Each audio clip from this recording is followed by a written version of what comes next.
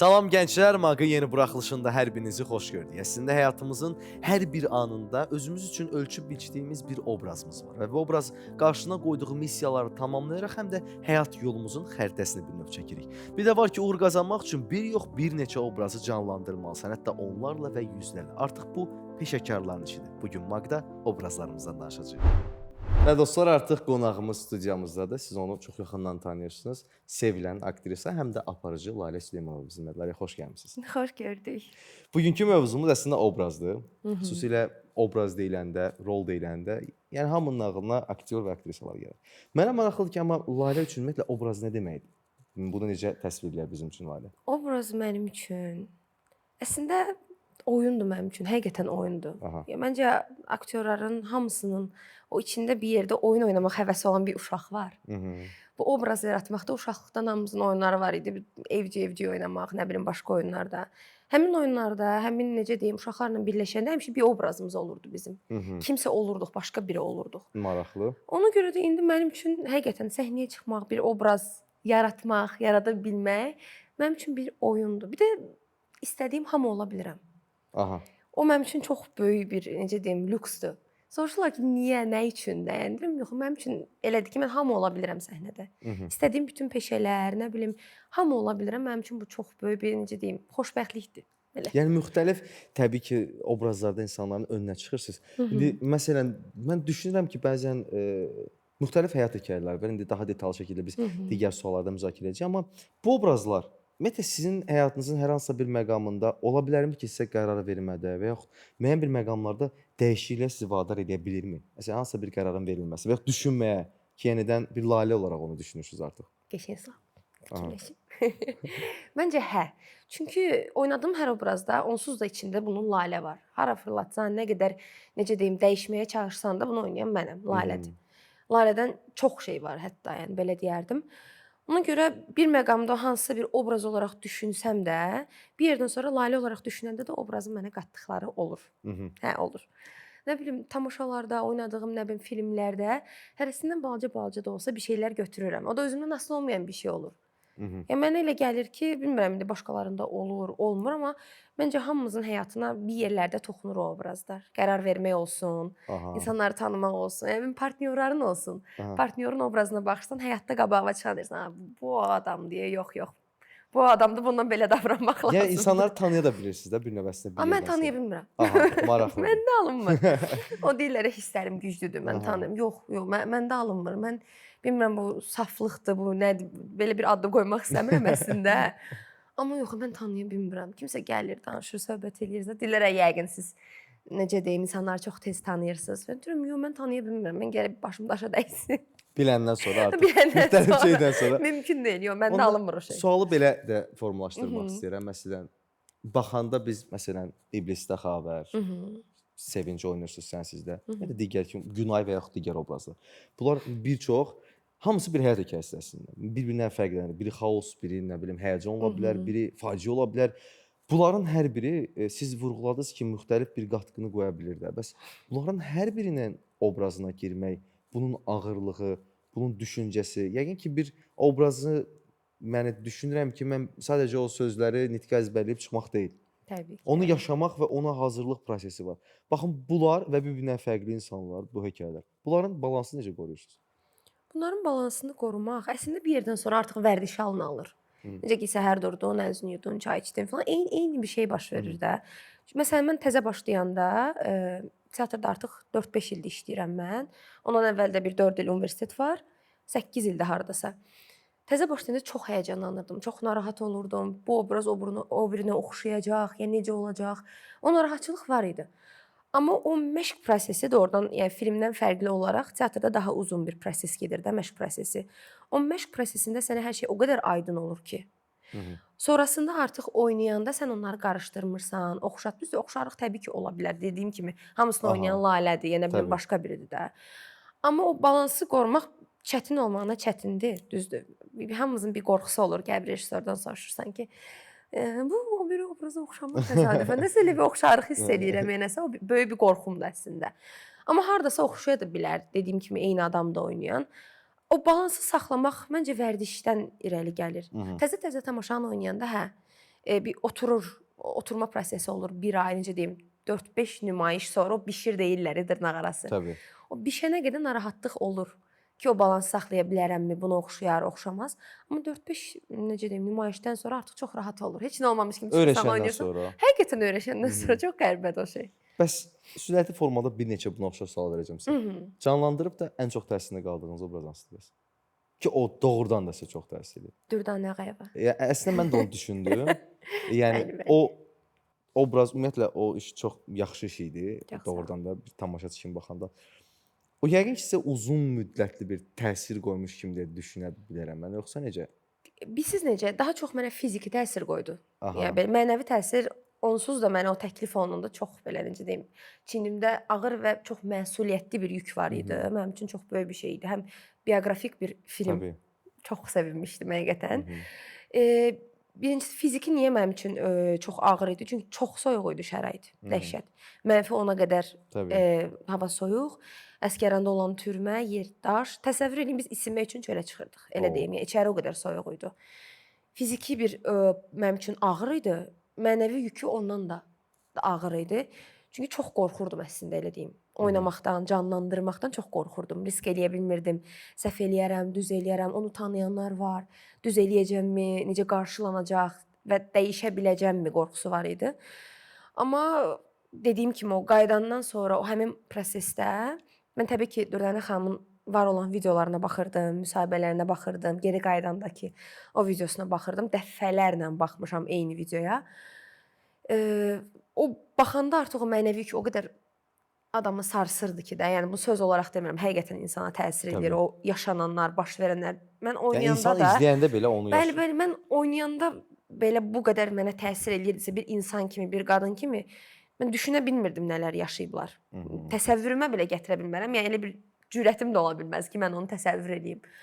Amma həqiqətən o bitəndən sonra da proses, mən baxanda da, sonra başqaları bu film haqqında, obrazım haqqında nəsə deyəndə də həqiqətən yenidən o günə qayıdıram ki, çox ağır idi da, yəni belə deyim. Siz danışırsınız doğrudan da o şəraitdə bu çəkiliş prosesidir, yəni. Bəli, hə, çəkilişdə budursa, yəni mən yəni bunun reallığı doğrudan da faciədir. Allah rəhmət eləsin Amin. Dürdanə xanıma da, ümumiyyətlə onun timsalında bütün şəhidlərimizə ki, bizim bugünkü gündə əsas sevindiyimiz məqam odur ki, artıq onların ruhu şaddır, ən əsası budur və həmin o torpaqlarda artıq bizim Azərbaycanlıların səsi gəlir. Daim ölkəmizə sülh olsun. Amin. Deməli, bilirsiniz, biz danışdıq ümumiyyətlə tamaşadan və xüsusilə digər istiqamətlərdə sinopra. Mənə bir də maraqlı olan məqam olar. Çəkilişdən danışdıq. Kinodursa, bunun səhv elədisə, istənilən formada onu yenə eləyə bilərsiniz. Tamaşada bir də məsələn, şəxsən mən özüm tamaşa sevənəm və izləyənəm. Amma mən həmişə düşündürən məqam olur ki, məsələn, siz bu gün tamaşaya çıxanda, yəni əhvalınız pis ola bilər, müxtəlif narahatlığınız ola bilər. Yəni bu insan, amma sizin məcburiyyətiniz var ki, mənə görə o tamaşaçı önündə onu bildirməyəsiniz. Təbii, tamaşaçı bunu bilməməlidir yəni. Baxın, bu da çətin bir prosesdir. Varmı belə maraqlı bir anınız yadınıza gəlir? Var, çox var. Eşitmək istəyər əslində. Bir mənim gülməklə bağlı problemim var. O daha çox məndə filmdə kamera qarşısında olur. Tamaşada bu olmur. Amma tamaşada məsələn o həqiqətən 4 il o təhsilin önəmini orada başa düşürsən ki, hamı aktyor ola bilər, bu normaldır. Hamı universitet oxumaq məcburiyyətində deyil təbii ki, istedad və özü üstündə işləyirsə. Amma o 4 il həqiqətən adama onu öyrədirlər ki, sən improvizasiya eləməlisən. Sən yəni o vəziyyətdən çıxmağı bacarmalısan. Sənin başqa variantın yox. Rejissor oradan dayanıb baxır. Tamaşaçı orada yəni baxır. Yəni yaxşı rejissora bir təhər izah elədin. Tamaşaçıya sən onu heç cür izah eləyə bilmirsən. Sonra deyə də bilmirsən ki. Yox, deyə də bilmirsən. Qardaş pis idi. Mən belə olur. Mən bu gün xəstə idim. Mən başıma bir dəfə tamaşada gəlib belə bir hadisə. Mən yıxılmışam səhnədə. Və əslində obraza aid idi, yıxıldım falan, heç bir problem yox idi yəni. Sadəcə mənim başım çox pisdə idiyi üçün mənim xəbərim olmayıb ki, mən kəllə beyin travması keçirmişəm. Mən bundan heç bir məlumatım olmayıb. Heç nə olmamış kimi mən durmuşam, oynamışam falan, amma onun sonrasında mən 5-6 gün xəstəxanada yatmışam. Yəni dəhşət. Yəni ağrılar oldu. O dəhşət, yəni mən həyatımda elə bir his keçirtməmişdim. Dayıb baxa bilmirsən, gəzə bilmirsən. Daimi olaraq bir fırlanmasan. Fırlanmadasan, dönürsən, fırlanırsan. Yəni bu birbaşa bir sənədir, incəsənət qurban tələbidir. Yəni bu Sirk əslində elə bu bir şey var. başlıqdan bir yaşanmış bir hadisədir. Bəli, Yəni bəli. doğrudan da reallıq budur. Yəni incəsənət qurban tələb eləməlidir ki, bu şeylər. Ümid edirəm ki, gəlməz bir də başınıza. Amin. Ay, heç bir aktyorun, heç bir necə deyim, aparıcının bu sahədə olan heç kimin başına elə Təbii ki. o qəqlər gəlməsin heç istəmərəm. Yəni o vəziyyətdən çıxmaq çətindir. Təbii ki, Doğrudan təbii. çətindir. Yəni orada da gərək insan istənilən formada nə isə düşünə və o Stressdə məqamda olursan, nəsə texniki bir şey ola bilər. Lük açılmır məsələn. Biz qalmışıq 2 nəfər səhnədə belə qucaqlaşıb, lük açılmır. Texniki bir şey değişib. artıq Və o məcbursuz o momentdə sən idarə o etməyə. anda bir 3 saniyə ərzində qərar verməlisən. Sənin partnyorun da var. Hı. İkiniz bir impulsla mı, nə ilənsən, danışa da bilmirsən, ən qabaqdasan. Bir qərar verib bədən dili ilə bir-birinizə ötürməlisən ki, sən ora get, mən bura gedim. Amma orada tərəf müqabilindən də Hə. gərək. Yəni Ona məsələ görə odur ki, mən o da tərəf deyil. müqabillərim o qədər şanslıyam. Tərəf müqabillərim həmişə çox əla olub.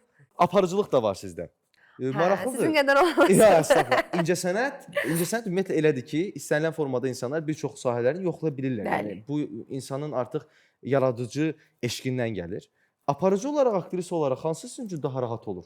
Mənim üçün aktrisalıq daha rahatdır. Aha. Amma Yəni o da bir sizə eşq hal əslində. olsun. Aparıcı. Aparıcılıq mənim üçün mənə çətin gəlir. Bilmirəm, bəlkə də özümü komfort zonamda hiss eləmədiyim üçün elə ola bilər. Məsələn, bayaq sizə mən deyirdim də, mənim fobiyalarım var kamera qarşısında danışmaq. Çünki mən aparıcı olanda Lalə oluram. Təbii. Səhnədə mən çox rahatam. İstədiyim obrazdayam. Yəni kim nə deyirdisə mən obrazdayam. Mən deyirəm ki, qardaş, mən özüm oynamıram. Yəni də. Ona görə biz sonda təzimə çıxanda fikir vermisiniz bəlkə də aktyorların bir qəlbə sıxıntısı olur. Aha. Təzimə çıxanda səhnədə hər şey eləyirlər. Oynamaq, qaç, tullan, oxu, gül, Maraqlıdır. qışqır. Ona diqqət eləmək Bəli, lazımdır. amma təzim eləyəndə bir aktyorlar qəribə olur, fərqli olurlar. Mhm. Çünki özün olaraq çıxırsan sən təzim eləməyə. Mən Lalə olaraq çıxıram, nə bilim Elsəvər özü olaraq çıxır. Anar müəllim, nə bilim necə deyim, iblis olaraq çıxmır, özü olaraq çıxır. Bir qəribə bir şey olur. Məsələn, mənim özümdə elə olur. Bilmirəm, biz başqa bir halda oluram mən artıq təzim eləməyə çıxanda. Yəni artıq Ona görə bitmir. ona görə aparıcılıq eləmək də mənim üçün elə bir şeydir. Son olaraq belə bir sual vermək istəyirəm. Lalə, hamının bir motivasiyası olur və bir hədəfi olur ki, məsələn, mən bu hədəfə çatanda artıq deyəcəm, mənim üçün bu iş bitdi ya da ki, başqa bir sferanı davam edəcəm. Varmı? Bir motivasiyanız nədir bu işdə? İki də ki, hədəfiniz nədir? Motivasiyam bilmirəm, mən səhnədə olmağı sevirəm. Səhnə mənim üçün yəni motivasiya elə bilirəm ki, bir anlıq gəlib gedən bir şey olur da. Bu an motivasiyam olur, bəzən düşə də bilir. Amma mənim heç bir variantım yoxdur. Motivasiyam olsa da, olmasa da mən o səhnəyə çıxmalıyam. Amma mən səhnədə olmağı, insanların, yəni belə dürüst şəkildə deyirəm də, insanların baxmağını, dəyərləndirməyini və yaxşı və ya pis çox sevirəm. Ona görə o səhnədə olmaq mənə çox yaxşı bir enerji verir. Dediyim kimi xəstə də olsam, başım da ağrısa, nəsə pis bir hadisə də yaşasam, o səhnəyə çıxıb sonra o sondakı 5 dəqiqəlik də olsa alqışı görəndə, o insanların sənə baxmağını, sənə yazdıqlarını, necə deyim, sənə dediklərini görəndə həqiqətən deyirsən ki, yaxşı ki bu işdəyəm. Amma hədəf olaraq hədəflərim çox yüksəkdir. Hədəflərim çox yüksəkdir və hamı əslində çox adam o sualı verir ki, hardasa deyəcəksən ki, bəsdir. Mən bura gəldim, çatdım. Mənim üçün mən belə bir elə bir yoxdur. Yəni mən necə deyim, ömrümün sonuna qədər elə bilirəm ki, mən bu işdə olmaq istəyirəm. Çünki məni bu iş xoşbəxt edir.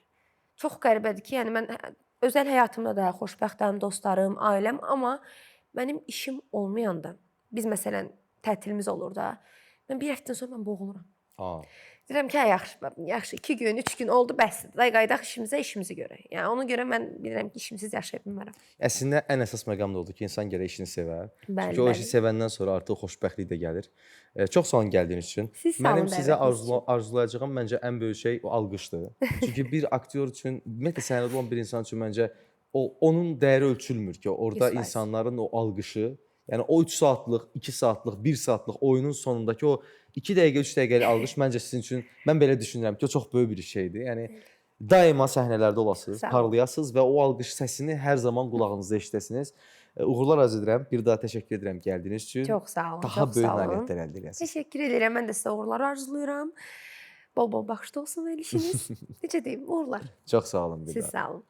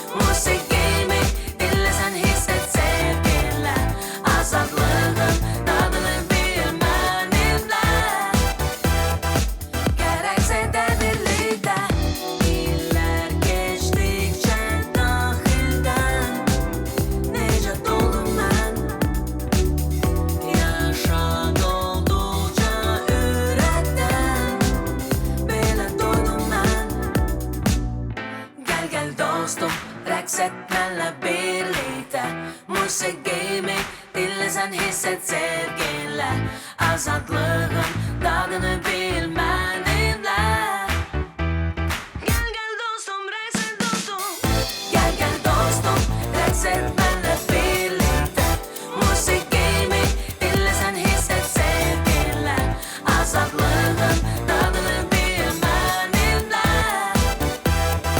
Gərək sevdədirlikdə günəş olaram Qəlbinə dolaram sənin zülmət gecədə Rəqs et, hiss et Gəl gəl dostum, rəqs et mənlə birlikdə musiqimi dinləsən hiss et sevginlə azadlığın dadını bil mənimlə Gəl gəl dostum, rəqs et dostum Gəl gəl dostum, rəqs et mənlə birlikdə musiqimi dinləsən hiss et sevginlə azadlığın dadını bil mənimlə Rəqs et dostum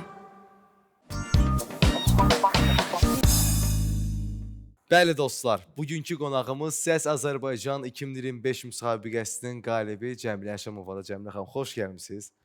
Xoş gördük, təşəkkür eləyirəm dəvətinizə görə. İlk növbədə o möhtəşəm çıxışlara, o gözəl qalibiyyətə görə biz sizi təbrik edirik. Çox sağ olun. Uğurlarınızın bol-bol davamlı olmasını diləyirik. Amma mən istəyərdim başlayaq biz əvvəldən. Ümumiyyətlə Səs Azərbaycan yolu necə başladı? Ümumiyyətlə bu stimul hardan gəldi və necə siz qoşulmaq istədiniz? Buyurun. Bəli, birinci sizə danışım ki, doğrudan mən istəmirdim getməyi. Mənim yaxın podruqam, dostum mənə deyib ki, sən mütləq getməlisən. Çünki bilirdi ki, mən artıq işləyirdim, müğənniyəm, neçə təcrübəm var, neçə il. Təbii. Amma bilirsiniz necə, mənim bəzi qorxularım var idi. Və mən ora getdim, çünki istəyirdim onları bağlayım. Aha, həmin o fobiyaları aradan Bəli, qaldırmaq. fobiyaları. Necə bir təcrübə oldu bəs sizin üçün? Çox gözəl. Orada özümü başqa cür açmışam, gördüm özüm. Bilirsiniz necə rəqs, obrazlar, hər şey yeni idi mənim üçün və məncə alındı və çox razıyam ki, getdim. Yaxşı ki, getdim. Və siz orada ustad qismində Röya Ayxanla birlikdə o yola davam elədiniz. Ümumiyyətlə bu necə təcrübə idi bəs sizin üçün? Röya xanımla çox gözəl təcrübə idi. Çünki birinci mən Röyanın formatı deyiləm, Röya xanımın formatı deyiləm. Başqa musiqi həmişə ifa eləyirdim və o da mənə belə dedi. Amma dedi ki, çalışarıq, eləyərik. İndi də mən çalışacağam biraz başqa cür mahnı oxuyum. Əslində o zid, bəzən iki zid bir yerə gələndə müxtəlif maraqlı iş çıxa bilir ki, elə Bəli.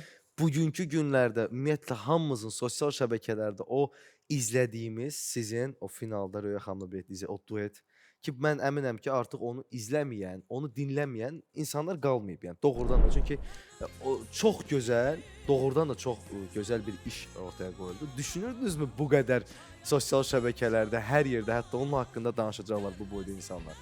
Heç Rauf, heç mən düşünürmü? Mən qorxurdum çünki belə mahnılar məncə alınmır məndə, amma indi başa düşürəm ki, mən Kifayət qədər gözəl çalışmalıyım. alınıb Bəli, əslində. bəli. İstəyirəm müəllimənin yanına getmək, belə milizmlər, Azərbaycan folkloru, onları öyrənim və belə mahnılarla davam edim. Belə dəqiq yox, amma heç olmasa bu üslubda. Cəmilə xanım, əslində siz özünüz də qeyd edədiniz, biz sizi də çox yaxından tanıyırıq ki, sizin əslində musiqi yolunuz çox uzaq illərdən başlayıb, yəni siz əslində uzun illərdir peşəkar bu sahədə fəaliyyət göstərirsiniz. Bəs Səs Azərbaycan sizin karyeranıza necə təsir göstərəcək, necə düşünürsünüz bu barədə? Məncə çox gözəl təsir eləyəcək, çünki artıq eləyir. Və bunu hiss edirsiniz yəqin ki. Bəli, bəli. Ümumiyyətlə insanlardan geri dönüşlər necədir sizə qarşı? Xüsusilə sizi dinləyən yeni tamaşaçılardan, yeni dinləyicilərdən geri dönüşlər necə geri dönüşlər alırsınız? Çox gözəldir, mənə çox yazırlar. Amma kommentariyada elə pis şeylər yazıblar da. Çünki o bursa iştirakçıları çox istəyirdilər, məni yox. Əslində bu tamam fərqli bir fikirdir. Bilirsiniz, həmişə uğurlu bir iş varsa, yəni o uğurlu iş istənilən formada müzakirə edilir. Amma çox gözəl də bilinən bir və bu deyimdir ki, qaliblər heç vaxt mühakimə olunmur.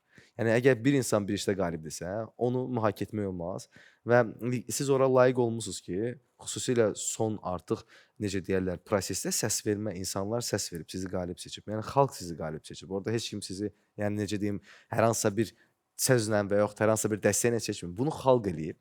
Xalqın da gözü ən gözəl tərəzidir. Məncə o mənfi rəylər, mənfi şərhlər nə qədər biz yaxşı iş görsəydik, onlar hər zaman olur. Məncə onlara heç diqqət etməsəz daha yaxşı olar. Bəs gələcəkdə necə düşünürsünüzmü belə müsabiqələrə qatılmağı və yaxud ümumiyyətlə varmı ağlınıza hər hansısa bir yeni hədəflər sırf bu sahə ilə bağlı? Bəli, indi var. Bundan qabaq yox idi, amma Voice-dan sonra başa düşdüm ki, məndə alınacaq. Hazıram artıq.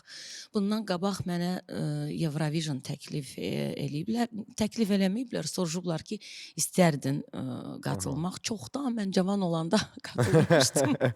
Amma indi hazıram. Artıq istərdim getmək. Aha, yəni bu da əslində çox böyük bir istəkdir və düşünürəm ki, niyə də olmasın? Məncə orada Çünki çox getsəz. gözəl təcrübədir, başqadır.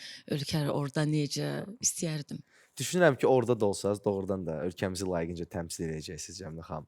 Çox sağ Təşəkkür olun edirəm. gəldiyiniz üçün. Sizə Təşəkkür. işlərinizdə uğurlar arzu edirəm. Doğrudan da həqiqətən hələ də nə yaxşı ki, ölkəmizdə bu cür keyfiyyətli musiqiləri səsləndirən insanlar var və doğrudan da Azərbaycan musiqisi istənilən formada belə bu cür inkişaf eləyir. Onların da memarları, necə ki bizim Maqda sizin kimi insanlarla biz müzakirə edirik bunu. İşlərinizdə uğurlar arzu edirik. Daha böyük festivallardan, daha böyük müsabiqələrdən səsiniz gəlsin. Elə biz yenə Maqda baxın sizin bu uğurlarınızı bir daha müzakirə edək. Təşəkkür edirəm Rauf. Çox sağ olun. Çox sağ olun bir daha.